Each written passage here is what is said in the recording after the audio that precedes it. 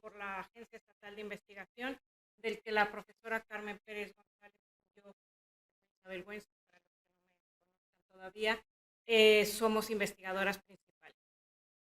Y para la realización de este taller hemos contado con el apoyo económico del Decanato de la Facultad de Ciencias Sociales y Jurídicas y del Vicerrectorado de Estudiantes e Igualdad de la Unidad de Igualdad de la Universidad Carlos III de Madrid, y también con el apoyo del Grupo de Investigación sobre el Derecho y la Justicia, del que Carmen Pérez y yo misma formamos parte.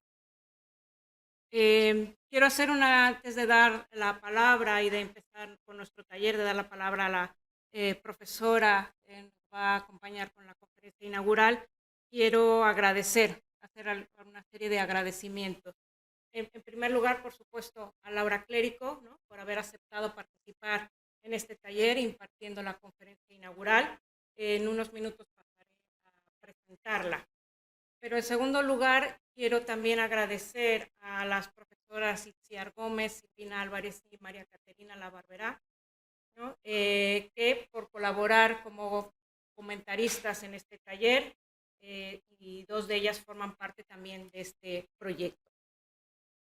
Quiero subrayar que estas tres profesoras son especialistas en cuestiones de género, en cuestiones de derechos humanos relacionados con género, en tribunales internacionales de derechos humanos, en jurisprudencia relacionada con cuestiones de género. Ellas tienen tres perfiles disciplinares distintos, ¿no?, lo que creo que va a complementar muy bien los comentarios, las observaciones y estos 2 días de trabajo. Sin embargo, quiero también disculpar a la profesora Itziar Gómez y a la profesora María Caterina La Barberá, porque mañana, por cuestiones sobrevenidas, no nos van a poder acompañar. En tercer lugar, quiero agradecer a todas las doctorandas, por supuesto, ¿no?, que presentaron sus propuestas y que fueron seleccionadas para participar y que hoy nos acompañan. A sus directoras y a sus directores de tesis también, ¿no?, por dejar, vamos a decirlo así, que ellas compartieran sus avances de investigación con todas nosotras. Con todos. Y en cuarto lugar, también quiero agradecer a David García y a Germán Arenas, ¿no?, que siempre nos han ayudado con todo el apoyo logístico, intelectual, por su apoyo, por su colaboración, siempre dispuestos a acompañar. Y entonces, sin más, en mi nombre y en el nombre de Carmen Pérez y en el mío propio, doy la bienvenida y espero que tengamos una buena sesión de trabajo el día de hoy y el día de mañana. Y vamos a comenzar entonces con la conferencia de la profesora Laura Clérico, y voy a decir algunas palabras sobre su extensa vida curricular, ¿no? Ella es doctora por la Universidad de Kiel, magíster también por esta misma universidad, abogada por la Universidad de Buenos Aires, investigadora del CONICET de Argentina. Está distinguida con el título de profesora honoraria de la Friedrich-Alexander Universität en Erlangen, Nuremberg. Su línea actual de investigación versa sobre igualdad, inclusión de perspectiva de género, estereotipos y derechos sociales en la jurisprudencia de las Cortes Regionales de Derechos Humanos y de los superiores tribunales de provincia en Argentina. En 2020, además, fue perita ante la Corte Interamericana de Derechos Humanos en el caso Manuela y otros contra El Salvador, y en 2022 en el caso Cristian contra Perú, pendiente todavía de sentencia. El título de la conferencia que va a impartir la profesora Clérico es Apuntes para pensar la desventaja estructural a la luz de las producciones de la Comisión Interamericana de Derechos Humanos y de la Corte Interamericana de Derechos Humanos. Así que, sin más, profesora Laura Clérico, muchísimas gracias por participar hoy con nosotras. Te damos la palabra. Hemos puesto la cámara viendo hacia las personas que nos acompañan el día de hoy. Yo estoy detrás de la cámara, no se me ve a mí, pero así creíamos que era mejor vista, ¿no?, que pudieras dirigirte a las profesoras y a las doctorandas que hoy nos acompañan. Así que, más tienes la palabra. Bueno, muchas gracias, Isabel. Antes que nada, buenas tardes a todas las personas que están ahí, a Carlos III, participando de este evento. Antes que nada, me gustaría felicitar a las personas seleccionadas, porque sé que otras personas también se presentaron y entonces, y bueno, y no fueron seleccionadas, así que ya de por sí haber sido seleccionadas es un gran honor, ¿no? Después quisiera agradecer a la profesora Isabel Güences por su generosa presentación, pero también por la invitación, y a la profesora Carmen Pérez también por esta invitación. Y también para mí es un placer, un honor poder compartir este espacio con las colegas que van a comentar cada una de las ponencias de las personas seleccionadas, ¿no? Con la profesora Itzer, con la amiga Silvina y con María Caterina Barbera. Y en general, bueno, quisiera agradecer a todo el equipo de la Universidad Carlos III que hizo posible este evento y también la invitación para que yo pudiera compartir con ustedes este espacio y este tiempo. Bueno, voy a compartir de paso pantalla.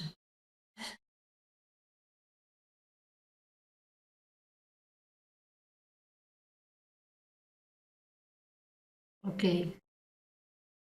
No sé si ustedes me van a decir si ven la pantalla. Sí. Bueno, muchas gracias. Lo que yo traigo aquí para compartir con ustedes es más que nada para abrir y no para cerrar, porque como ustedes van a tener 2 días intensivos de discusión, de comentarios, de intercambio, entonces mi idea es presentar lo que sería una clave de lectura de la jurisprudencia de la Corte Interamericana de Derechos Humanos en materia de casos donde se trata de derechos sociales y casos que tienen que ver con género, ¿sí? Y como decía la profesora Isabel, mi título se llamaban apuntes, pero de apuntes pasaron a pensando, y me gusta eso de lo ando porque lo sigo pensando. Es decir, que es como dicen algunas personas, un trabajo en proceso. Y que la verdad es que por decirlo de alguna manera, también me apasiona seguirlo pensando y porque van a ver los casos que les traigo para compartir, porque son casos que movilizan. Entonces, la primera cuestión que quiero plantearles a ustedes es justamente desde dónde leer estas sentencias. Y como clave de lectura, les propongo leerlas desde la desventaja estructural, pero viéndola desde la multidimensionalidad. Y ya les presento el marco teórico. Después les voy a hablar de por qué estas 3 sentencias y por qué enfocarnos en la discusión de cómo reconstruir la desventaja estructural, no solo valiéndonos de este marco, sino justamente a los efectos de, ¿por qué no también mejorar, por un lado, la práctica de argumentación, pero también, por el otro lado, el ejercicio de leer los márgenes de los fallos, porque los márgenes de los fallos tal vez nos permiten, en casos similares, presentarles desafíos para que la Corte desarrolle nuevos estándares. Esta es una particularidad de una Corte que es muy porosa al contexto y muy porosa a lo que le plantean las partes, las peritas o peritos expertos en el caso y también las y los amici curiae. Entonces, esta particularidad, no estoy trabajando con la Corte Europea, creo que hay diferencias al respecto en los contextos. Bien, entonces la introducción de la estructura. 3 casos. Yo me voy a enfocar en uno, pero creo yo que tenemos que leerlos, que requieren ser leídos también como en cadena.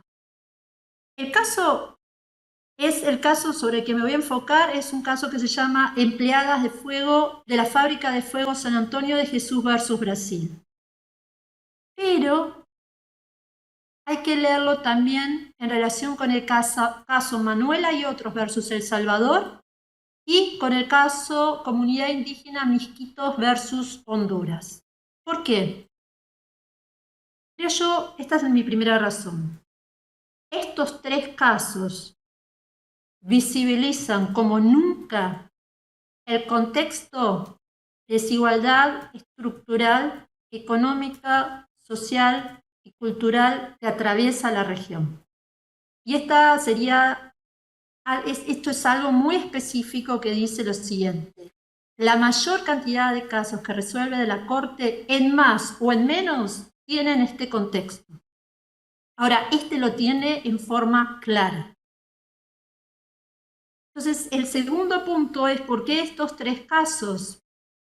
Porque en estos tres casos vamos a encontrar que la Corte habla de discriminación estructural, de discriminación interseccional, de discriminación por posición económica y algunas veces también habla de pobreza y aparte de esto no lo trata solo como obligación reforzada, lo de la discriminación por posición económica y social y pobreza en convergencia con género, sino que también lo va a evaluar en forma aparte. Es decir, ¿qué hizo el Estado para sacar a esas colectivas de la situación de, podríamos decir, de opresión, de exclusión? Bien, entonces esas son las razones. Los tres casos no son idénticos porque Manuela es un caso sobre criminalización de la violencia, de la emergencia obstétrica en el contexto de prohibición absoluta del aborto en El Salvador, pero tiene también un contexto fuerte de derechos sociales porque en realidad Manuela va a atenderse a un hospital público y ahí termina siendo criminalizada y muere en la cárcel 2 años después de haber sido criminalizada. Misquito versus Honduras es un caso de desigualdad estructural en el acceso al trabajo de las comunidades indígenas que se dedican a la pesca de peces a través de buzos, son los buzos misquitos, y Empleadas de Fuego San Antonio de Jesús, que es un caso donde los cuerpos de las empleadas de esa fábrica, y lean empleadas, porque son empleadas, es decir, son todas mujeres menos una persona, explotan en los aires. Bueno, entonces, la consigna de trabajo era lecturas, ahora me enfoco en la sentencia de San Antonio de Empleadas de Fuego San Antonio de Jesús, desde el enfoque de desigualdad estructural. Lo interesante en esto, es decir, muchas de ustedes tal vez vienen de la filosofía, de la sociología, de las ciencias políticas. Bueno, lo interesante es que este desarrollo, no sé si el desarrollo, pero esta enunciación la van a encontrar en la sentencia. Es decir, la Corte y también la Comisión, ¿qué es lo que va a decir? Bueno, en relación con los casos que nos siguen llegando, ya no nos podemos mover solo en una mera concepción de igualdad formal.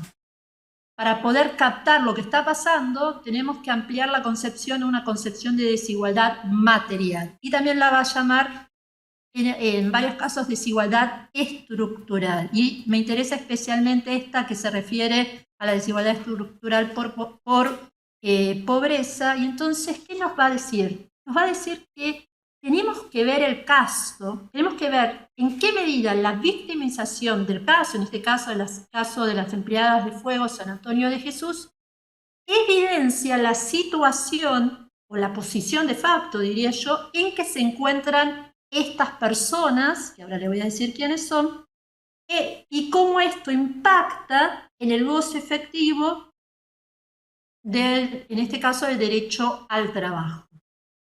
Bueno, y ahora vamos entonces al aporte que podría ser desde la teoría. Pero también acá está Isabel Güences o María Caterina La Barbera, que también utilizaron, si mal no recuerdo, pero creo que lo recuerdo muy bien, este enfoque como consigna de lectura de esta jurisprudencia. Es decir, pensar que esa desigualdad estructural de la que nos está hablando la Corte no se puede no se puede comprender, o sea, esa situación de opresión que en este caso viven las mujeres solo desde un modelo donde el problema de opresión sea por la falta de redistribución. ¿Se entiende? Por la falta de redistribución de bienes económicos y sociales. No, no es solo eso. Es a su vez porque estas personas, por ejemplo, son mujeres y son afrodescendientes. Y entonces, a su vez, por la distribución de poder en la sociedad, son puestas en un lugar de subordinación o de opresión. Entonces, padecen el déficit de reconocimiento. Esto a su vez repercute en el acceso al mundo del trabajo y a su vez esto repercute en las posibilidades reales que tienen de participación en todos los niveles comunitarios, diría social, político, etc. Y esto sirve específicamente para ver este caso, a su vez para leer la jurisprudencia desde sus márgenes, para ver cuál fue el énfasis del tribunal y qué queda por los costados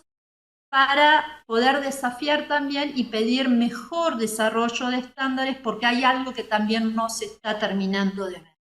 Bueno, este entonces sería la lectura, la clave de lectura desde la teoría, que como digo, no es que yo sea novedosa en esto, hay varios grupos de trabajo en Latinoamérica que utilizan este marco para leer la jurisprudencia de la Corte Interamericana.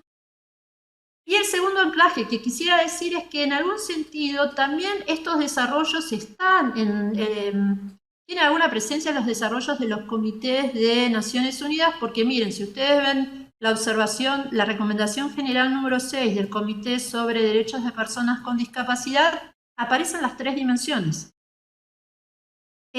La segunda combinación que quiero hacer es que cuando estamos hablando de desigualdad estructural, estamos hablando de esto que nos dice Iris Marion Young, que digamos, son como grandes procesos sociales que en este caso vamos a ver posicionan, y en términos históricos, a las mujeres afrodescendientes de esa zona del norte de Brasil en una situación de subordinación, a la vez que así catapultan a otros para aprovecharse de esos cuerpos y de esos territorios. Y en el caso se ve muy claramente, e incluso digo, traigo esto porque hay partes de la sentencia, si bien no hace referencia a esta cita textual, va a decir algo así como: el Estado deja territorio liberado para que algunas empresas de fuegos artificiales se instalen en esa zona y se aprovechen de las personas que no tienen ninguna otra posibilidad que acceder a ese mundo de trabajo que les cuesta la integridad física y psíquica, porque el alto riesgo es que exploten en los aires. Puedo seguir hablando de anclajes que tiene que ver con también hacer. Creo que esto también está en alguna medida receptada, sí está seguramente, en la concepción de desigualdad estructural, en la recomendación general del Comité de la CEDAW sobre igualdad, y muy especialmente también lo que se va a ver en el fallo es cómo los estereotipos respecto de mujeres afrodescendientes pobres operan en los hechos también para restringir las posibilidades reales de acceso al trabajo, y que esto también, al trabajo que no implique que sean explotadas, ¿no? Y podría seguir. Ahora, también me gustaría, ya que estamos aquí en la Carlos III y con la profesora Isabel y con María Caterina, que esto tiene recepción cuando ellas ven el desarrollo de la jurisprudencia de la Corte Interamericana de Derechos Humanos, ven digamos, como en forma espiralada, cómo la Corte ha empezado a ampliar su concepción de igualdad hacia la desigualdad estructural, y también ha visto cómo diferentes factores convergen en los casos para poner a las víctimas en especiales situaciones de opresión, como vamos a ver en el caso que también utiliza la Corte la teoría de la interseccionalidad. Entonces, hasta aquí, ¿qué les estoy proponiendo? Les estoy proponiendo que la clave de lectura a la que apuesto es desde la desigualdad multidimensional y que esto es compatible con teorías de la desigualdad estructural y de la interseccionalidad, pero entendida en términos, o sea, como no, como sistemas, más que nada como sistemas que convergen de opresión. Bien, entonces, ¿todo esto para qué? Para pensar cómo realizar el examen de desigualdad, no desde el punto de vista clásico, sino justamente como test de la desventaja estructural. Es decir, cuando estamos examinando estos casos donde las personas afectadas, las víctimas, padecen, ¿no?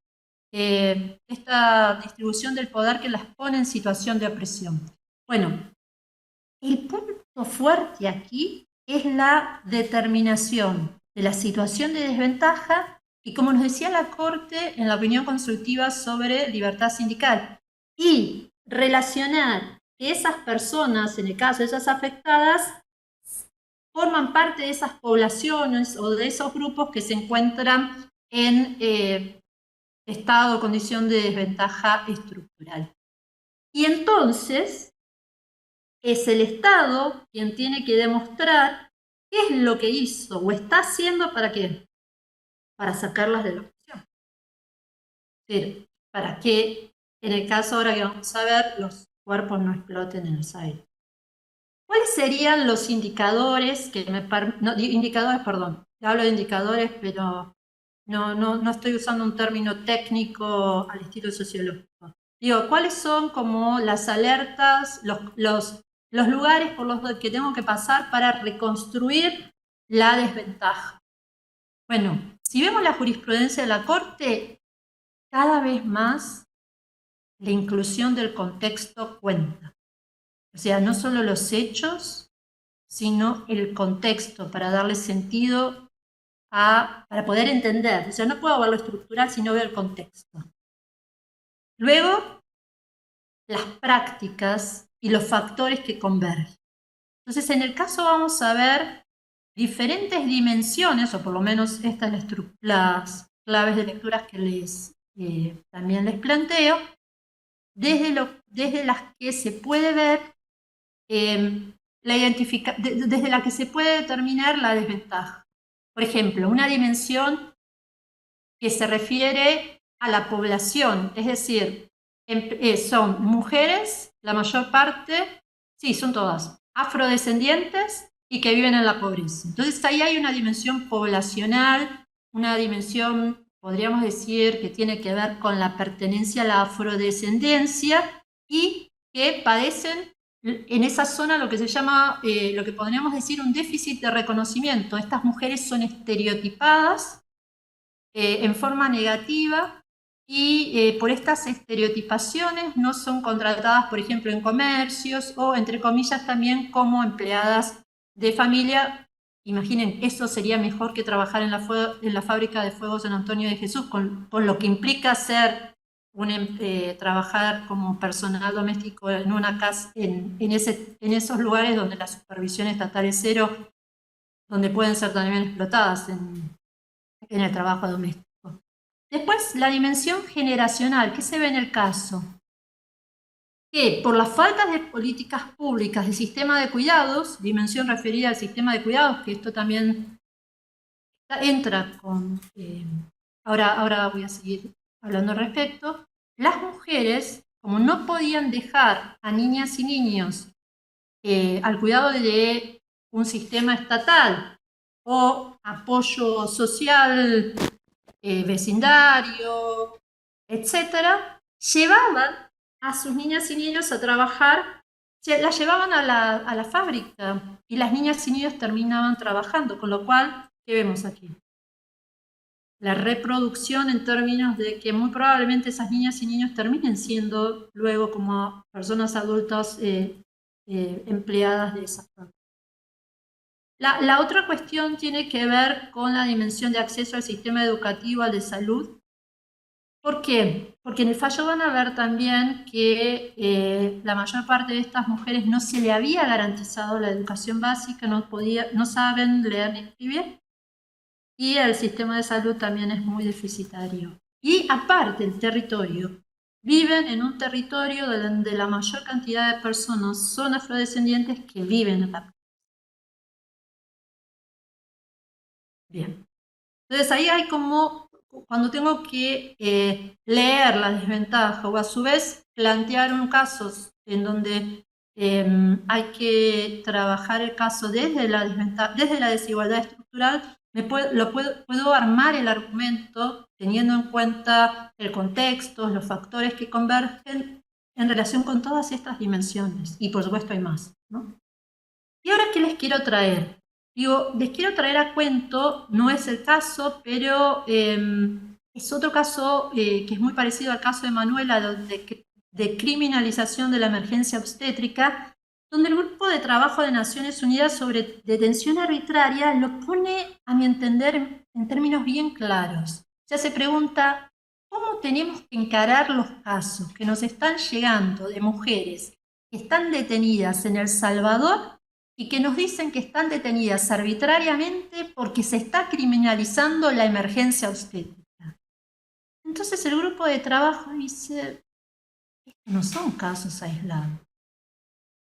Estas mujeres, ¿no?, presentan, o mejor dicho, las trayectorias de vida de estas mujeres vienen marcadas por un continuo, por haber padecido un continuum de violaciones a sus derechos.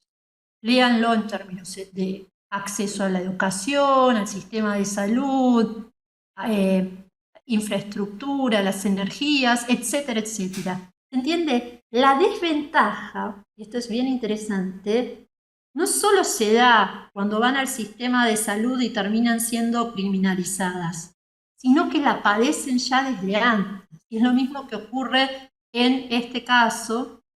No comienza con el caso, sino que la antecede, sino que antecede al caso. Es decir, las mujeres empleadas de San Antonio de Jesús no se vuelven pobres por trabajar ahí. Ya, o sea, ese es la única, es el única, el acceso a ese puesto de trabajo es la única posibilidad que tienen para sobrevivir. Bueno, yo creo que ya les di como muchas pistas acerca de consignas de lectura. Vamos al caso. Este es el caso, que se los planteo con el contexto que tiene que ver con una ciudad, San Antonio de Jesús, 100.000 habitantes. Un contexto de producción, o sea, contexto económico, es el segundo mayor productor de fuegos artificiales. O sea, ¿se acuerdan lo que les traje en relación con Iris Marion Young? Es decir, procesos económicos, sociales, culturales que ponen en situación de opresión a algunas personas y catapultan a otras, en este caso a esta industria, para aprovecharse la situación de opresión de estas otras mujeres que no tienen ninguna otra opción por haber sido, entre comillas, por el abandono del Estado, que esto viene históricamente, ¿no?, porque viene desde la época de la colonia. Característica del tipo de actividad: grado alto de informalidad. La mayor parte de las personas son afrodescendientes y los hechos del caso se producen porque el 11 de diciembre de 1998 explota la fábrica en donde están trabajando y de 66 personas mueren 60. La mayor cantidad, todas, menos una persona, son mujeres. Muchas de ellas estaban embarazadas, incluso niñas embarazadas, y solo había un niño varón. 6 de las personas que sobrevivieron, no recibieron una atención médica adecuada porque, como se pueden imaginar, el acceso al sistema de salud, la accesibilidad física no está en forma cercana al lugar de trabajo, sino que tuvieron que ser transferidas y no fueron atendidas en forma eficaz. Entonces, hasta aquí tienen las víctimas, el contexto y las desventajas. Esta sería la estructura de la sentencia, donde especialmente se analiza derecho a la vida, derecho al trabajo, desigualdad estructural y acceso a la justicia. Yo no me voy a dedicar a acceso a la justicia. Esto es justamente lo que después, sobre el final, quiero desafiar y leerlo desde los márgenes. Desde que explotó las fábricas, miren todos los casos que se iniciaron. Un proceso administrativo, un proceso penal, 2 procesos civiles, 76 procesos laborales. Al momento dictado la sentencia de la Corte en el año 2020, habían pasado 18 años y solo se había concluido el proceso administrativo y algunos procesos civiles y laborales. Entonces, yo creo que esta tiene que ser otra clave de lectura, no es simplemente acceso a la justicia. Estiremos lo que es el acceso a la justicia para las personas que están en estado de opresión y que no tienen acceso a los canales de participación política, entre comillas, normales. Esto también hay que leerlo en clave de participación. Entonces, el déficit de reconocimiento, el déficit de redistribución también impacta poniéndolo en situación de profundizando la desigualdad cuando realizan sus quejas por falta de acceso a los derechos en general. El derecho a la vida, acá se puede hacer una comparación con el Tribunal Europeo de Derechos Humanos. Es un caso muy claro. ¿Por qué? Porque hay una omisión. Es decir, la fábrica nunca fue fiscalizada. No hay un problema de regulación. Hay regulación de la actividad peligrosa, de la industria peligrosa en Brasil. Pero desde que se habilitó hasta que explotó, no constaba ni una fiscalización. Entonces se le imputa la responsabilidad al Estado porque era previsible, ¿no?, que si no controlaba había alto riesgo de que un accidente podía ocurrir. Entonces, pero ahí, si ustedes ven la sentencia utiliza la sentencia de la explosión en Turquía, ¿se acuerdan de ese barrio precario donde se acumulaba la sentencia empieza con la letra O, donde se acumulaba basura y que se había dicho que había alta probabilidad de que eso explotara y terminó explotando? Bueno, ahí yo diría, hasta ahí la sentencia no tiene un abordaje de desigualdad estructural, sino que tiene un abordaje hasta ahí de enfoque de derechos humanos, que podría bien ser comparable a la jurisprudencia del Tribunal Europeo de Derechos Humanos, que de hecho utiliza esa sentencia. Es que no la sé pronunciar en turco, pero después la van a saber decir que es Ojenitze o algo así, ¿no? La segunda parte de la sentencia, ya esta se refiere al artículo 26, exigibilidad directa de derechos económicos, sociales y culturales.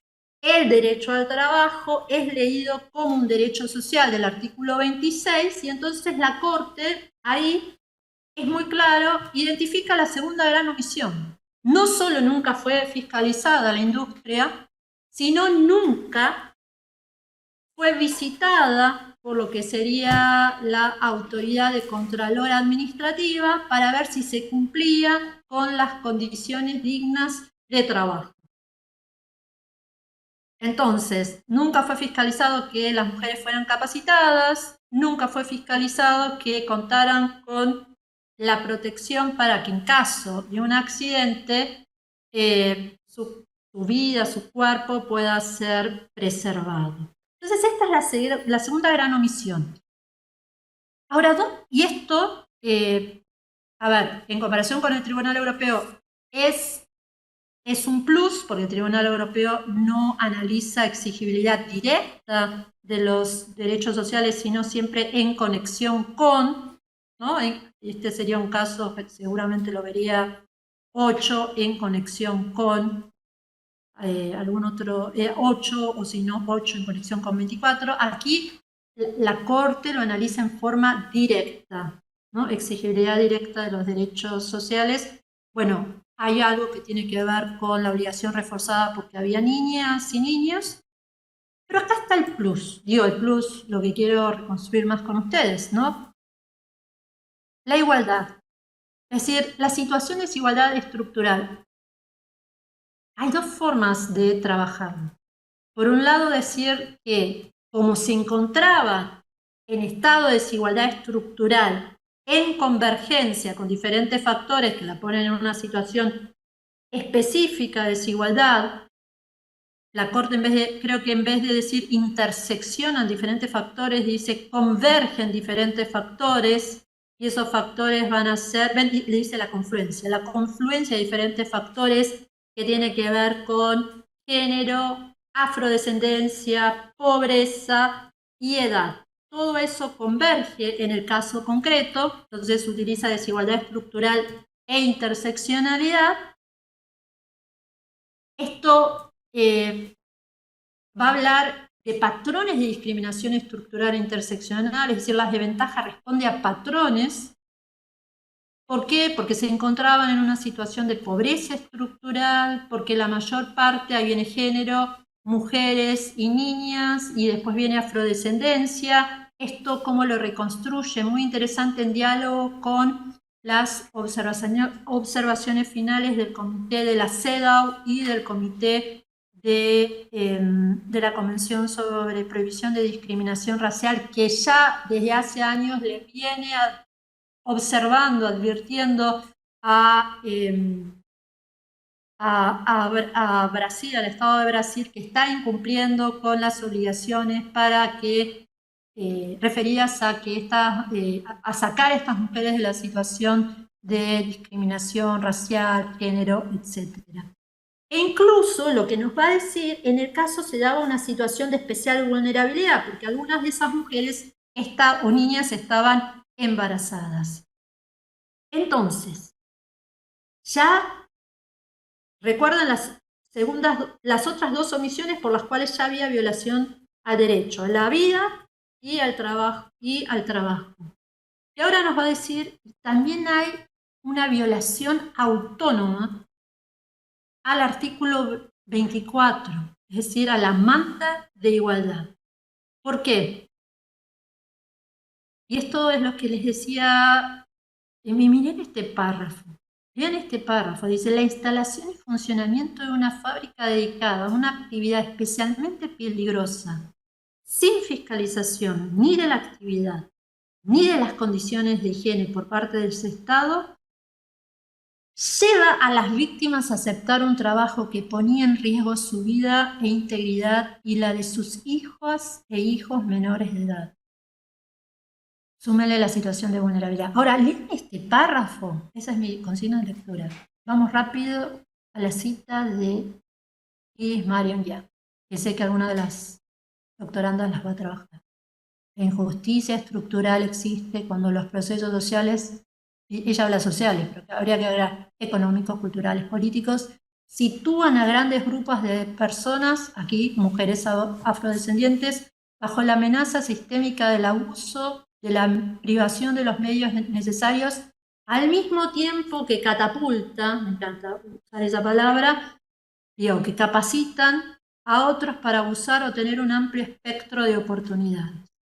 Y ahora volvamos juntas a este párrafo de la Corte. Llevó a las víctimas a aceptar un trabajo que ponía en riesgo su vida e integridad, a la vez que le genera eso lo puse entre paréntesis, una trágica ventana de oportunidad a estas fábricas que se encuentran en posición de Si las mujeres están en posición de opresión, estas fábricas que se pueden servir de estos territorios y de estos cuerpos están en situación de, ¿cómo podríamos decir?, privilegio estructural. ¿Por qué? Por falta de control estatal. Entonces, ahí está, ya tiene la desventaja, la gran pregunta, ¿qué hizo el Estado?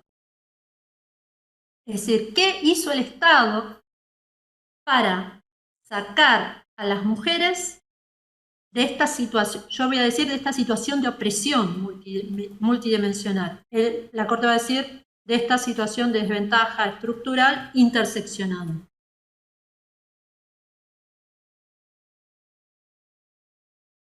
Y ahí el estándar para atribuir responsabilidad. El Estado sabía, ¿no? Y la pregunta es, ¿qué hizo para garantizar que no persista la situación de opresión? En dos palabras. Entonces el Estado alega que aprobó leyes. Y aquí el estándar es claro. Usted tiene que demostrar en estos casos la mejora de la implementación de eso. Y la mejora en relación con ese grupo que explotó. Bueno, en este caso ya no se puede devolver la vida, pero con este grupo que está en la situación de solo poder acceder a esos puestos de trabajo y no.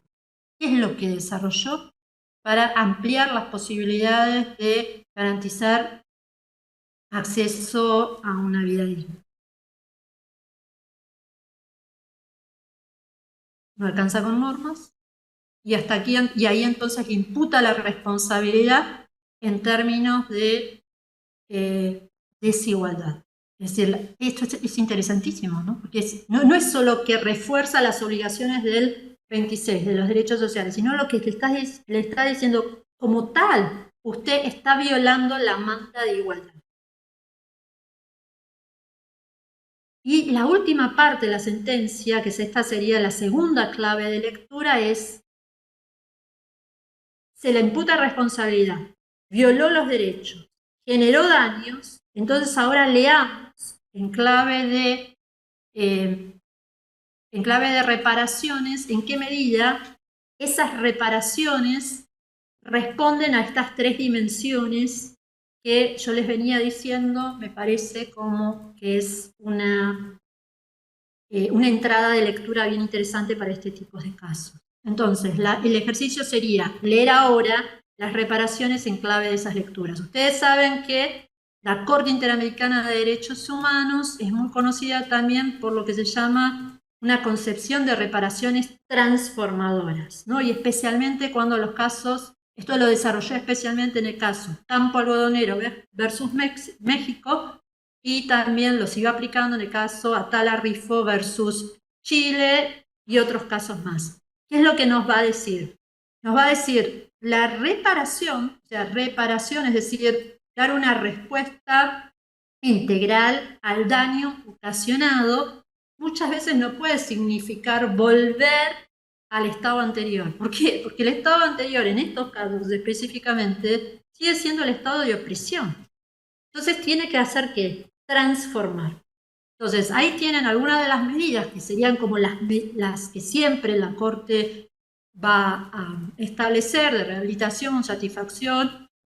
Pero lo interesante es que en este caso dice, recordemos que le había dicho, le había imputado responsabilidad al Estado porque no había hecho nada para sacar a las mujeres, digamos así en términos naturales, podríamos decir en el lenguaje natural, de la situación de opresión. Entonces, ¿qué va a ordenar? Va a ordenar políticas estructurales, un programa de desarrollo económico direccionado a esa población. ¿Para qué? Bueno, para que no se perpetúe esa desigualdad. Y esta sería como la parte más novedosa del fallo. Ahora, leamos esto en clave de las tres dimensiones. Entonces, estas tres dimensiones creo yo que ayudan mucho para ver la desventaja, que ayuda mucho para luego en reparaciones pensar cómo responder al daño ocasionado por esa desventaja estructural que impacta en la vida cotidiana de esas mujeres. Entonces yo creo que el caso avanza mucho en en lo que esta política de desarrollo. Ya se va a ser todo un desafío, todo lo que ustedes quieran, pero por lo menos pone el foco y va a decir, bueno, se requiere ahí de políticas públicas para generar condiciones materiales para que tengan goce efectivo de los derechos de estas mujeres y estas poblaciones. Pero lo que a mí me siguió quedando picando del caso, donde yo creo que la Corte ahí, bueno, tampoco se lo han pedido las partes, pero que es fundamental, es lo que les llama mucho la atención. ¿Cómo puede ser posible que la fábrica nunca haya sido fiscalizada? ¿Cómo puede ser posible que las condiciones de trabajo tampoco hayan sido supervisadas por la autoridad administrativa? Entonces ahí hay algo que tiene que ver con lo que sería esto. Es decir, el déficit, o sea, que las mujeres son estereotipadas. Esa estereotipación por género, afrodescendencia, edad, pobreza, impacta en el acceso al mundo del trabajo. Los peores puestos, aquellos donde el alto riesgo es que exploten por los aires esos cuerpos. Pero esto también, cuando la Corte dice, permite que se instalan ahí esas fábricas. Bueno, esto hay que leerlo también en términos de por qué no se da esa supervisión, de por qué no hay ahí una presencia estatal que garantice, ¿no?, esa supervisión para que esto no ocurra. Entonces yo creo que ahí lo que nos está faltando seguir pensando es como esas dimensiones de distribución del poder, ¿no?, esos procesos, ¿no?, que catapultan a algunos actores, en este caso empresarial, privilegiados, y que siguen poniendo en situación de opresión a las mujeres, tiene que ver con, y aquí traigo mi tercera clave de lectura, con los trabajos como los de Rosa Cañete Alonso, que hablan de los procesos de captura estatal, procesos de captura de la voluntad estatal, y entonces desarman los mecanismos, ¿no?, porque esos mecanismos muchas veces son muy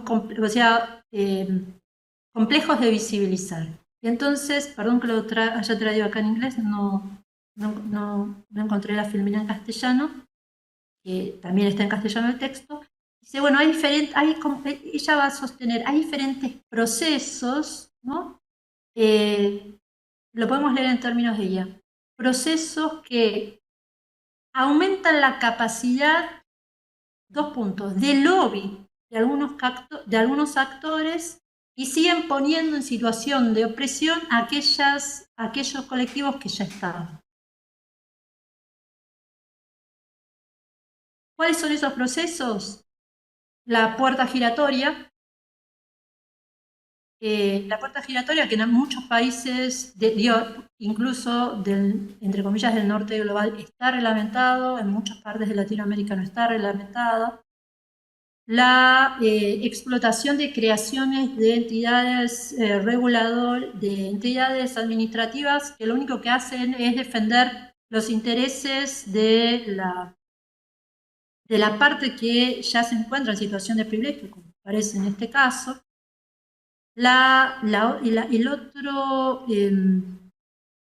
otro punto es el lobby, la falta de regulación de los procesos de lobby. Esto es desafiante en 10.000 sentidos del término, porque los lobbies no se dan solo, como era antes, en los pasillos de los órganos de toma de decisiones, sino los lobbies se dan en los colegios donde van los hijos, los countries donde... Entonces, y la otra cuestión que es muy difícil de discutir en Latinoamérica es todo lo que tiene que ver el uso de los medios masivos de comunicación donde solo siempre están en agenda determinados temas y los temas de los colectivos o colectivas o poblaciones que se encuentran en situación de desigualdad estructural nunca aparecen. ¿Sí?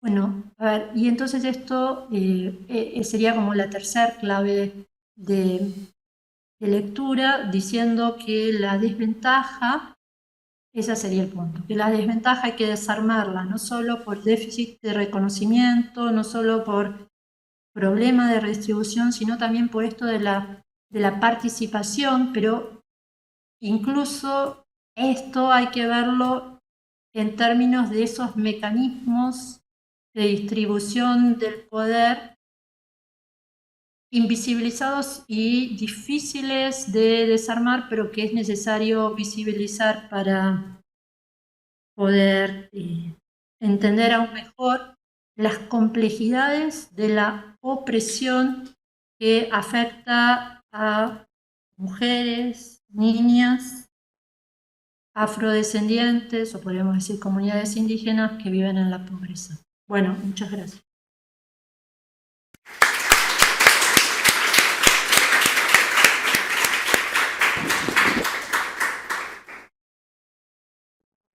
Muchas gracias, Laura. Seguro que habrá muchas preguntas, dudas, cuestiones que las doctorandas o las profesoras o los invitados que también nos acompañan quieran plantear ante esta, iba a utilizar la palabra, como has desmenuzado el caso, ¿no? Y analizado punto por punto cada una de las cuestiones siguiendo, digamos, el planteamiento de Nancy Fraser tridimensional y agregando algunas cuestiones como las que nos has planteado al final.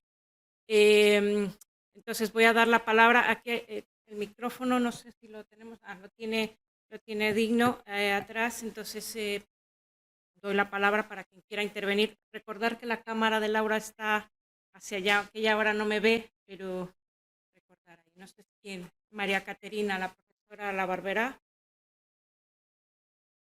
Bueno, empiezo para romper el hielo. Sí, muchas gracias, Laura. Me ha encantado poderte escuchar después de haberte leído. Y me ha gustado mucho la palabra.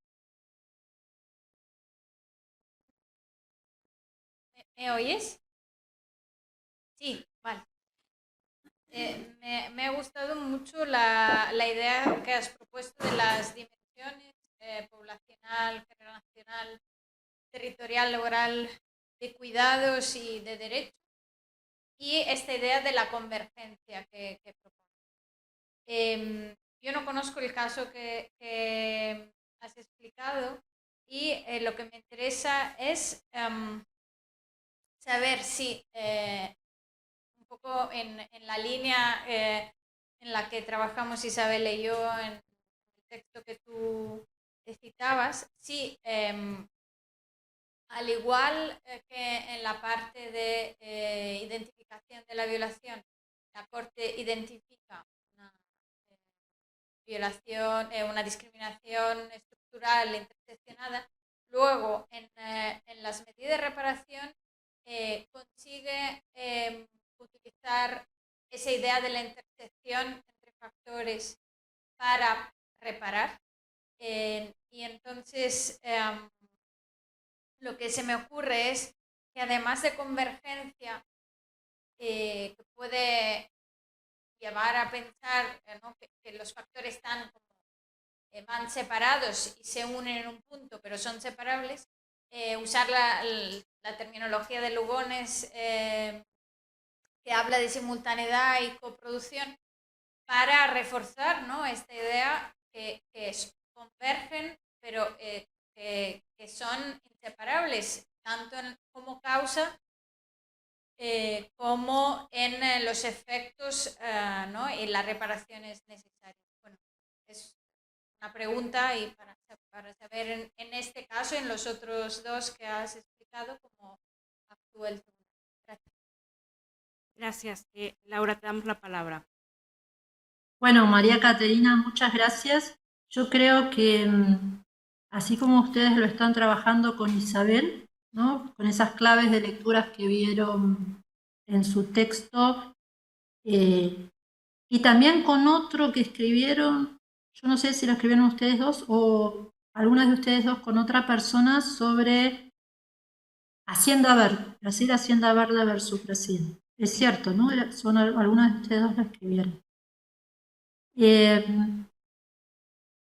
ese marco les permite y nos permite ver todo lo que es justificación, todo lo que sería el mérito de la sentencia, y ahí está muy bien. Ahora, en materia de reparaciones, claro, siempre puede ser un desafío. Y lo que yo veo acá en este caso, bien interesante, es una mayor presencia tal vez de la dimensión, por decir así, de lo que sería económico y social, ¿no? Para responder a la pobreza. Por supuesto, como vos decías, son simultáneas y en coproducción con esas poblaciones, con las poblaciones que habitan esos territorios que están olvidados, ¿no? Y que están habitados por poblaciones que padecen la opresión desde la época de la colonia y persiste hasta la actualidad, ¿no? Son mujeres afrodescendientes con pobreza. Y entonces ese programa de desarrollo económico y social sería para esas poblaciones. Entonces, pero tal vez en el caso, lo que esté un poquito menos trabajado es lo que en otros casos está más trabajado, que sería el tema de cómo desarmar los estereotipos, ¿no? Porque en el caso también las mujeres afrodescendientes son estereotipadas y por eso, o sea, se las estereotipa, entre comillas le digo, como no confiables, como mentirosas, etcétera, etcétera, y entonces no acceden a mejores puestos de trabajo. Y a su vez yo diría, a estas mujeres tampoco se le ha garantizado una mejor capacitación para incluso acceder a mejores puestos de trabajo, que no tenga que ser terminar trabajando en un lugar donde obviamente no son bien tratadas, ¿no? Como es el caso de trabajar en una casa como empleada doméstica. Y esa parte, la parte de los estereotipos acá, no, yo no sé si está tan bien trabajada creo yo que plantea desafíos en materia de reparaciones en comparación con otros casos, como el caso, por ejemplo, Campo Algodonero, donde ordena realizar capacitaciones a operadores judiciales y de la policía para desarmar los nocivos estereotipos de género, etcétera, etcétera. Y entonces acá, ¿cómo sería?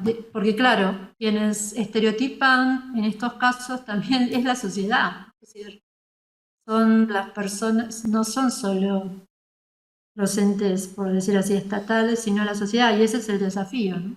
Esto tal vez debería, pero claro, tal vez las partes no se lo plantearon, como debería planteárselo en términos de currículum escolar, en términos de campañas, etcétera, ¿no? Pero el empoderamiento parece que pasa más por el desarrollo económico y social, que por supuesto no es para nada despreciable que haya puesto también el ojo en ese punto, ¿no? Y tal vez sí, lo que no hay para nada es el tercer punto, el punto de la participación en términos bien amplios, en términos de reparaciones, que para mí es fundamental, ¿no? Porque cuanto más se desarme la situación de opresión en términos de posibilidades de participación económica, social, política, bueno, tanto mejor las voces de esas personas van a ser escuchadas y van a poder tener poder de agenda. Pero ahí no. Y entonces ahí lo que yo diría es, yo estuve viendo, digo que también es muy interesante para el proyecto que están haciendo, no solo ver la sentencia, sino escuchar las audiencias. en una de las audiencias, en uno de los casos que está pendiente de resolución, que se llama La Oroya versus Perú. Este es un caso de extractivismo. Uno de los jueces de la corte le pregunta a una de las partes, ¿por qué cree usted, ¿no?, que no supervisa el Estado? En ese caso tenía que ver con la industria minera. Tiene que ver con la industria minera. Entonces tal vez ahí empiece un poco a desarmar, ¿no?, el tema. Por supuesto no tiene que caer en la que no supervisa solo por la corrupción, porque ahí ya es mucho más complejo, no es solo el ¿no? Tiene que ver como la distribución desigualitaria en términos de lobby, en términos de esto, ¿no?, de conformación de las agencias estatales. O sea, que aquellos que fueron parte, por ejemplo, hay casos muy claros en Argentina, un CEO de empresas energéticas al otro día fue en otros años secretario de energías. Eso es la revolving door.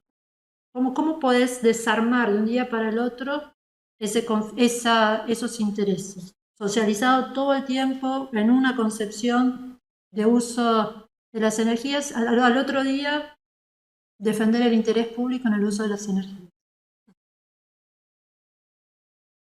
Y esto, por supuesto, tiene impacto directo en las condiciones materiales que permiten el goce efectivo de los derechos. Los contextos, hoy en día los contextos sobre el derecho a la energía o las consecuencias que provoca en términos de derechos el extractivismo es uno de los problemas en materia de acciones macro de los derechos, diría yo, en América Latina.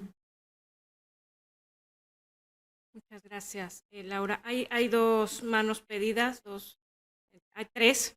Entonces, si os parece, intervenís las tres y después ella que responda. Así agilizamos un poco. La profesora Silvina Álvarez primero, Luisa y después Luqui.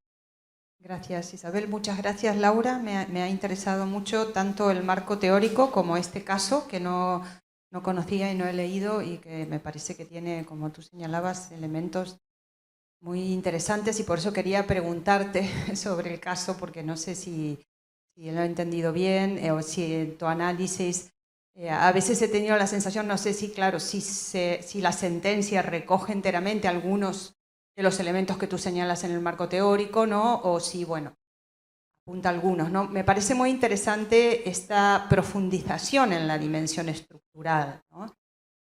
No sé si, por ejemplo, el campo algodonero, ¿no?, mete la dimensión estructural del género, el género como discriminación estructural. Aquí, ¿no?, parece que tú estás señalando que aparece la pobreza como dimensión estructural, ¿no? Y claro, tú nos lo analizas con esa cita de Young, que es muy bonita y que señala la opresión por un lado y catapultar, ¿no?, por el otro. Y esto es muy interesante porque efectivamente si vamos a señalar estas situaciones de desventaja, parece casi que esto no se puede hacer si del otro lado no se señalan los beneficios que conlleva esa opresión, dominación, explotación. Pero claro, no es la forma en que usualmente resuelven cortes, en general las instancias judiciales, salvo, bueno, el litigio estructural parece que empieza a ir un poquito por ese lado, y bueno, yo un poco te quería preguntar sobre esto. Esta idea me parece muy bonita, ¿no? No sé si la sentencia la desarrolla así, ¿no?, en los términos de la cita de Young, esta opresión por un lado o esta falta de dirigencia tiene su contracara en las élites. Incluso uno podría pensar en una dimensión estructural que es histórica, ¿no? Tú señalabas la colonización, etcétera. Bueno, podemos traer todo eso, ¿no? Imagino que naturalmente la Corte no llega tan lejos, pero me ha parecido que tú señalabas un poquito esto, ¿no? Y del otro lado, cuando apuntabas también, ¿no?, a los aspectos laborales, cómo puede ser que el Estado no llega a fiscalizar, cómo no hay inspecciones laborales, en fin. ahí se me ocurre que el deber de garantía, ¿no?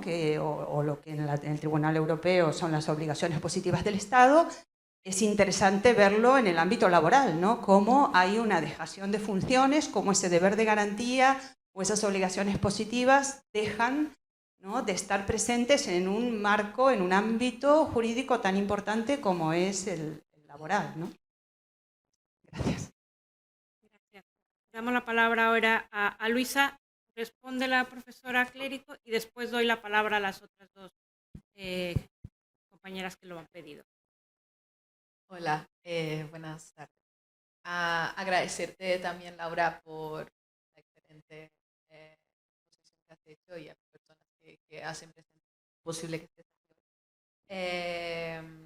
Yo iba exactamente planteándolo desde el hilo que tú has terminado en la intervención de María Cristina y en el sentido que lo comentaba también Silvina.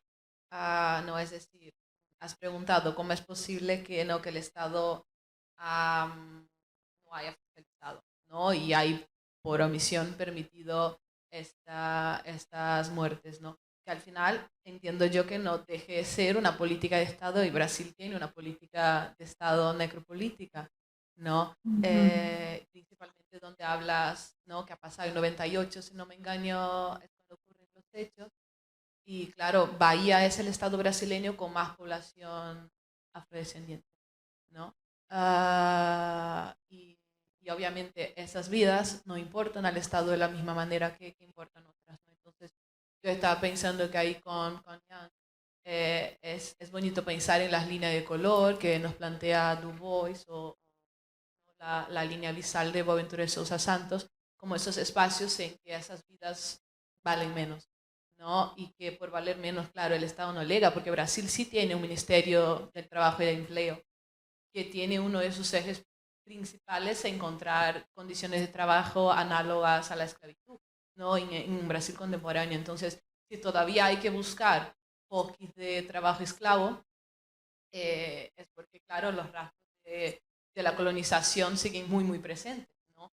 Lo que sí están, a lo mejor no tan visibles, pero sí es cierto que, por ejemplo, las personas que trabajan, que suelen ser mujeres también, y también suelen ser racializadas, y en general migrantes dentro del país, ¿no?, que trabajan como internas en Brasil, también se dedican a trabajos análogos a la esclavitud, ¿no? Y es algo mucho más presente que aquí en España, por ejemplo. En España están los invernaderos y tampoco el Estado los busca ahí demasiado, ¿no? La gente sigue muriendo en los invernaderos y el Estado no hace nada. Entonces esto pensaba como al final, es muy bonito sí que lo plantees desde laboral, pero que eso, que al final casos como el que nos apunta nos permiten ver también, hacer las denuncias, ¿no?, de las fallas que efectivamente, más allá de eso, de las condenas judiciales, como efectivamente el Estado sigue legislando y actuando para beneficiar a una población y no a otras, ¿no? Son situaciones evidentes de discriminación. Te agradezco por haberlo traído y eso. Gracias, Luisa. Laura, te damos la palabra y después cerramos con otras dos intervenciones. Vamos Sí, a darle a ella para que responda. Bien, muchas gracias Luisa y muchas gracias Silvina por las preguntas. Empiezo por Luisa. Yo creo que lo interesante de la sentencia es verla como palestra, no digo como para visibilizar esto, porque como vos decís, esas regulaciones, ¿no?, de la muerte, ¿no? O sea, hablaste de necropolítica en un momento, es decir, está regulado, pero también está regulada por la omisión, porque si pensamos en este caso, digamos, la regulación fue la omisión estatal. En realidad, pensémoslo, son casos donde no es compleja la cuestión jurídica, porque lo que había regulación de la industria, hay regulación laboral muy desarrollada, pero lo que falta es la supervisión. O sea, esto es una típica falta de cumplimiento de una obligación estatal. Por supuesto que es positiva, ¿no? Respondiéndole a Silvina, pero no es, sí, es positiva como muy buena parte del derecho del trabajo y del derecho administrativo que se refiere a regulación de industria peligrosa. Lo que pone en caso esto es que estas formas de explotación se dan directamente por el abandono de los territorios. Y entonces ahí es donde aparece la posibilidad de instalarse, porque total no va a pasar nada. Y como vos decís, si los cuerpos explotan, yo creo que acá hay una tercera autora que hay que traer a colación, que es Saskia Sassen, ¿no? Que nos dicen, ya ni podemos hablar de exclusión, ni podemos hablar de desigualdad. Estos cuerpos están al filo del sistema, ¿se entiende? Es mucho más profundo esto. Están al filo del sistema. O sea, por eso yo digo, estos cuerpos se explotan en el aire. No son solo explotados, sino que explotan en el aire. Y lo interesante es que la sentencia, por supuesto, no va a poner a Iris Marion-Young, no va a poner a Nancy Fraser, no va a poner a Saskia Sassen a hablar, pero eso que yo les traje de esos párrafos de la sentencia son párrafos textuales que invito a leerlos desde estas autoras, ¿no? Y como les dije, desde los márgenes. A mí las sentencias de la Corte me interesan más que nada como posibilidad de visibilizar las voces de estas mujeres cuya alta probabilidad es que sus cuerpos exploten o sean explotados. Ese es el punto, ¿no? Porque esas personas parece que no tienen otra posibilidad de aparecer en la agenda pública. No es que tengan la confianza en la Corte que va a resolver el caso y va a transformar la situación. Pero también es interesante porque son las voces de las propias víctimas que ven eso como algo positivo antes que nada. En un caso contra Argentina, la Cajonat versus Argentina, un caso de discriminación, un caso sobre acceso a tierras y territorios de poblaciones indígenas históricamente oprimidas en Salta. El líder de la comunidad dice, a nosotros nos interesa el caso para que nos mejore un poquito la situación de igualdad, como para poder seguir luchando mejor, ¿se entiende esto? Ese es el punto. En cuanto a lo que me decía Silvina, muchas de las cosas que dije están en las sentencias. Lo que pasa es que yo lo que tomo la sentencia es como laboratorio, o sea, entre comillas, biólogas, biólogos, físicos, tienen el laboratorio y trabajan con la pipeta. La sentencia para mí, por supuesto, tomando en serio muy bien las víctimas, pero aparte son como experimentos en tiempos reales. ¿Qué se puede decir en tiempo real con las limitaciones que establece el derecho procesal de cada una de las cortes? ¿Y qué se puede permear en esas estructuras? Y a su vez después soy totalmente, digamos, va a haber disputa de sentido acerca de esas sentencias y entonces desde qué lugar interpretarlas, interpelarlas y en el mejor sentido de las palabras, destrozarlas. ¿Para qué? Para que después sí, en términos estratégicos, seguir presentando a través de diferentes usinas y en diferentes espacios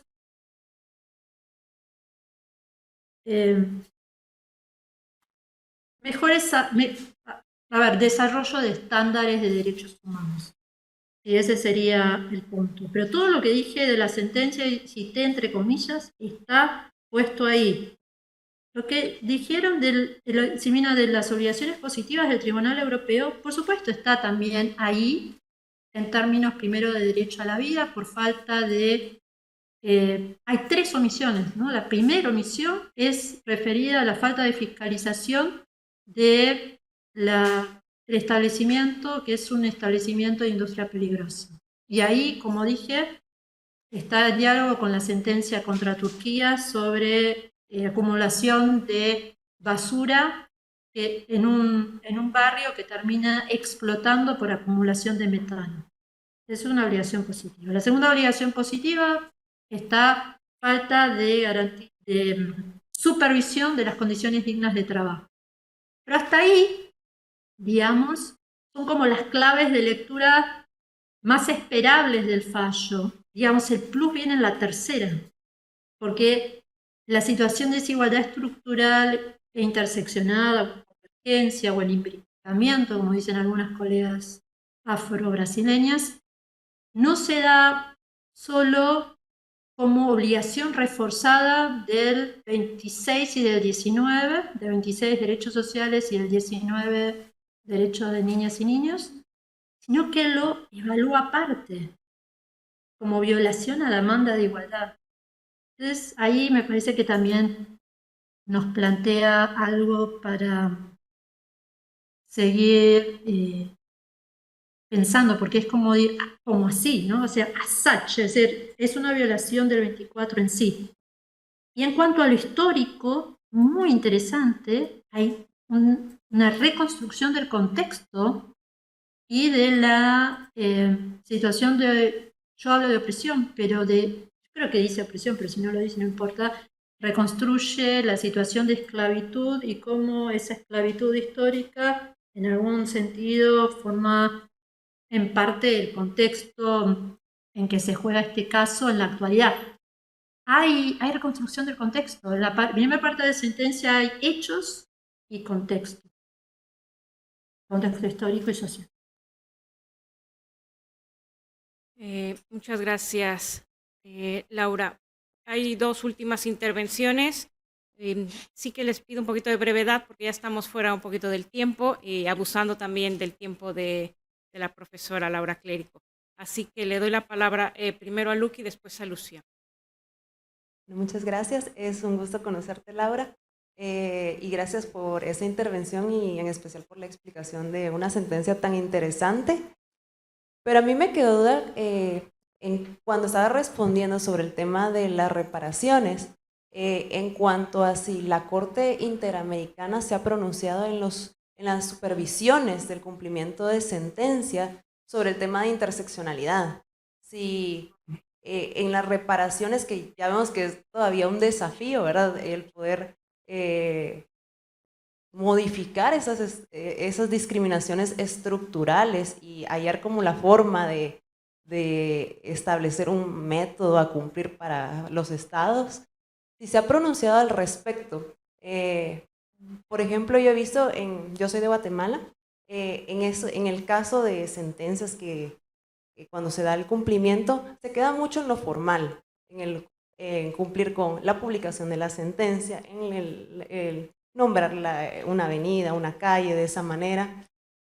Y también se hace como una forma de cumplir, pero las estructuras siguen siendo las mismas. Y todavía el sistema de opresión patriarcal o racista se mantiene, pese a que pudieran haber más de una docena de sentencias de la jurisprudencia interamericana indicando que deben modificarse. Entonces, tal vez si nos puedes explicar si ha estado presente en la supervisión o en otras opiniones del sistema interamericano, ya sea la Comisión o la Corte, ¿cómo está el cumplimiento de las sentencias o en sí también de la Comisión, ¿verdad? De sus informes al respecto?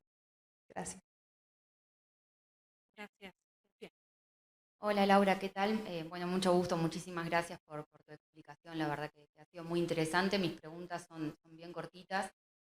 La primera, que quizás se sale un poco del foco que tú planteas en cuanto al tema central, y me voy a un asunto que me tiene un poco obsesionada, que son las demoras de la Comisión Interamericana de Derechos Humanos. Y si en este caso puntualmente no pareciera que, digamos, el caso, la petición se presenta en el año 2001, y el informe de admisibilidad de la comisión es en el año 2018. Voy a sacar a la Corte del medio que, bueno, que la sentencia es en el 2021, pero en esa cantidad de años que demora en este caso la comisión en hacer el informe, de alguna manera no está contribuyendo a esta suerte de desigualdad que estamos denunciando en este caso. Sobre todo lo digo pensando en que tú hacías referencia a estos procesos judiciales de la jurisdicción doméstica y la demora que hubo hasta que efectivamente hubo una sentencia. Es decir, creo que solamente uno se había resuelto, y si no recuerdo mal era administrativo cuando la Corte dictó sentencia. Entonces, bueno, la primera pregunta sería esa: ¿en qué medida la comisión no está haciendo un poco lo mismo que denuncia? Por más que suene antipático, perdón. Y después lo otro, nada, esto para saber tu opinión. La Corte en esta sentencia hace referencia al caso de trabajadores de la Hacienda Brasil Verde con Brasil. Preguntarte si, teniendo en cuenta la diferencia de tiempo, esto fue en el 2016 y esto en el 2021, tú ves ahí se incorporan la perspectiva de género o el enfoque de género, y cómo te parece que lo has sentido, pensando en que son casos que tienen algunas similitudes entre. Muchas gracias. Hay una última pequeñísima intervención de Rodrigo. Bueno, muchas gracias por la ponencia, Laura. Yo te quería preguntar porque dos cosas muy rápidas. La primera, me ha sorprendido un poco coger a Young, porque directamente en la sentencia, para hablar de desigualdad estructural, cogen a Roberto Saba, que a su vez su formulación es una transposición de la de FIS en Estados Unidos. Entonces, eso, preguntarte por qué ese enfoque. Y segundo, creo que es en esta sentencia donde ellos mismos, la Corte, desplazan o intentan plantear que el enfoque interseccional quede desvinculado del género, o que pueda haber ciertas situaciones en las que no esté la situación de género, y quería preguntarte cuál es tu opinión acerca de esa posibilidad. Muchas gracias. Ahora sí, Laura, y cerramos con tu intervención. Bueno, muchas gracias a las tres por las tres preguntas o intervenciones. A ver, el primer punto de Luque, creo, ¿no? ¿Se llamaba Luque? Lucrecia. Lucrecia. Lucrecia. Yo creo que ahí tenemos un tema bien interesante, lo que es la supervisión de sentencia, porque los mayores esfuerzos nuestros siempre han sido puestos en lo que es la sentencia, la justificación de la sentencia, y hay mucho, el trabajo es mucho menor de la academia en relación con el tema de supervisión de sentencia. Hay un poquito, ¿no? Por como vos dijiste, vos misma estás trabajando, pero no es el foco. Y tampoco es el foco de todos los esfuerzos de los amici, Uriae, porque se pueden presentar amici en supervisión de sentencia, y esto también es un tema para explorar. La forma en que la Corte supervisa es teniendo en cuenta los informes del Estado, y en relación con esos informes del Estado coteja con las órdenes, y en relación con las órdenes va diciendo si cumple, no cumple, o si cumple en forma insuficiente.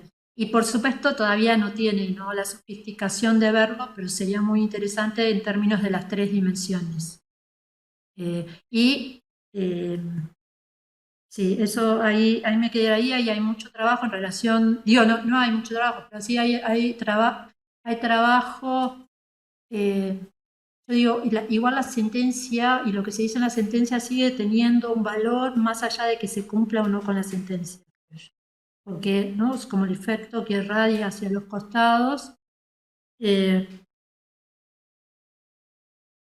Y en sí mismo, ¿no?, es para las víctimas, también muchas veces las víctimas lo dicen, la participación en esos casos tiene como algún momento transformador, que sí, nunca antes habían sido escuchadas, ¿no? Entonces ya ahí hay algo que tiene que seguir siendo visibilizado y explorado. Pero ahí te la debo, esa sería mi... no soy una persona que esté trabajando como foco principal supervisión de sentencias. Y eso es un deber en general, en la academia en general y en mi trabajo en particular. Lucía, en cuanto a las demoras en general, sí. Y también creería yo que hay algo que no trabajé mucho, ¿no? Pero digo, este trabajo, este tipo de casos, es como vos decís en el principio, y me gustaría retomar esa idea que no la trabajé mucho, es, bueno, ¿cuál es el rol de estos casos? Acá no se discute, digamos, estos son casos típicos de derecho, en el nivel interno, caso típico de derecho administrativo, caso típico de derecho laboral. Sin embargo, tenemos una justicia que está mirando para el otro lado. Y ese es el punto, claro, no es cualquier justicia. La justicia en Brasil forma parte de la élite. Entonces, la gran pregunta ahí es, bueno, acá no tenía que hacer ni interpretación creativa, tenía que hacer una interpretación del derecho legislativo vigente para determinar las responsabilidades administrativas, penales y civiles. Digamos, el primer gran déficit se da en la justicia interna también, después que ocurren los hechos, ¿no? Y también como para prevención de futuros, porque si total, y después de todo no va a pasar nada, lo van a seguir haciendo como garantía de no repetición, o sea, no hay incentivo en el orden interno para aquellos que juegan el juego de suma cero. Entonces, me parece ahí, claro, la comisión tarda, pero antes tenés todo un aparato judicial que está a las órdenes de no escuchar estas cosas. Y eso está bueno, porque eso lo primero que interpela es a nosotras y a nosotros mismos. Que muchos de los, digamos, que forma parte de esas personas que trabajan en el Poder Judicial. Bueno, digamos, y vuelvo a reiterar, esto no es interpretación creativa lo que había que hacer. Era solo aplicación del derecho vigente. Mero acto subsuntivo. Entonces ahí creo yo que ahí el sistema ni emparchar puede los déficits en términos internos. Así que lo de las demoras, sí hay demoras y eso existe, pero esto se suma a los 18 años que ya venía en el orden interno sin respuesta. Entonces son dos estructuras que no están, o más que nada la estructura interna del propio Estado, que no, bueno, que en todo caso es funcional a los sistemas sigue siendo funcional el sistema de opresión. Y la segunda parte, ahora ya voy a retomar porque me la olvidé, la segunda parte de tu pregunta, Lucía. Y tal vez paso a la tercera y después si no te pido que me hagas la segunda parte de tus preguntas, que era otra pregunta. Rodrigo, en la sentencia, el juez Ferrer Macreor cita el trabajo de Roberto Saba sobre desigualdad, que a su vez Roberto lo que hace es traer al ámbito latinoamericano el desarrollo de Owen Fis sobre desigualdad estructural y determinación de las desventajas. Es decir, la desventaja como lo traté de reconstruir como dato sociológico, ¿no? Con lo cual no es un argumento en mi contra, sino que Ferrer Macreor usa a Saba y a Owen Fis. Yo les propongo leerlo desde una línea que tenga que ver con desventaja y con género, porque en última instancia estas son mujeres afrodescendientes que viven en la pobreza, pero igual en un punto, en el punto de ver esto, ¿no? Entre comillas, el dato sociológico, es decir, ¿qué es la sociología? En última instancia, la sociología, ¿qué hace? Reconstruir las diferentes formas de opresión, ¿no? Entonces, esa línea de desigualdad estructural, lo que está diciendo es, bueno, tené en cuenta, así, tené con vos, ¿no? De vos, tené en cuenta el dato sociológico, tené en cuenta la situación de opresión, puede ser un varón, o sea, puedes tomar el texto de un varón, puedes tomar el texto de una mujer.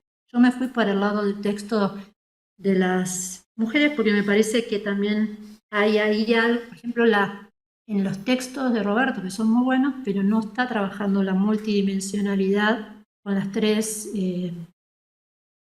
con los tres abordajes que hace, por ejemplo, no sé, Nancy Fraser, aquí las colegas Isabel, María Caterina. Entonces, por eso creo yo que ahí no es una mera elección, sí, digo, da lo mismo, sino también ahora veo que este plus no lo veo y de hecho hemos tal vez hablado con Roberto, no lo veo en su trabajo, bueno, porque es otra línea y ahí tal vez le interesa ese punto más de desventaja, verlo desde una sola, tal vez no ver detrás cuáles son esos procesos estructurales que convergen y ponen a estas mujeres en situación de opresión o desigualdad. No es la línea de casos que está trabajando Roberto. Ahora, ¿por qué Ferrer Macgregor usa a Roberto y no usa a otro?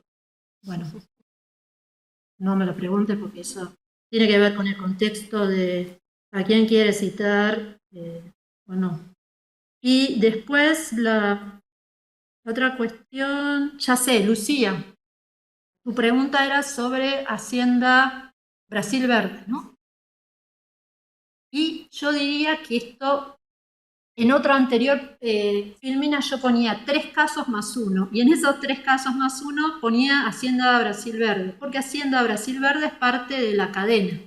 Lo que pasa es que en Hacienda Brasil Verde tenemos una situación de opresión, de desigualdad estructural de varones que habitan los territorios pobres del norte de Brasil, que son transportados con la promesa de lograr mejores puestos de trabajo en lo que sería los grandes latifundios del sur de Brasil, y ahí, bueno, son puestos en situación de esclavitud, fueron víctimas de tráfico de personas, etc. Pero ahí el género no aparece, no es tematizado, ¿no? Por ejemplo, tampoco se habla de masculinidades, si vos querés, en situación de opresión, ¿no? Trabajadores, pero ahí la variable género no es la variable de lectura de esa situación de desigualdad estructural, sino más que nada pobreza y diría personas que habitan determinados territorios olvidados.